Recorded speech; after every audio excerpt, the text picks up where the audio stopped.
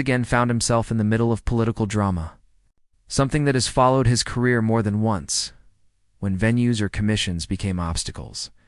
And while promoters and politicians debated, fighters and analysts weighed in.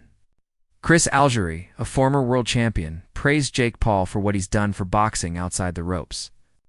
According to Algieri, Jake's genius lies not in his skill, but in his ability to bring in new fanspeople who never cared about boxing before, but tune in because Jake makes it entertainment. He turns fights into crossover events that blur the line between sport and spectacle.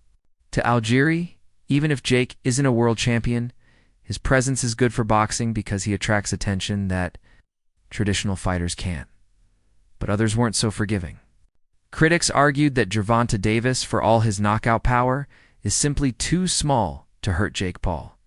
Floyd Mayweather himself couldn't knock out Logan Paul. And that size gap wasn't nearly as wide as this one. The logic is simple.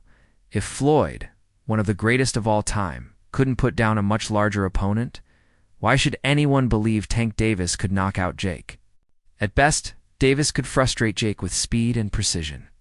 But the idea of one punching him into unconsciousness seemed like wishful thinking.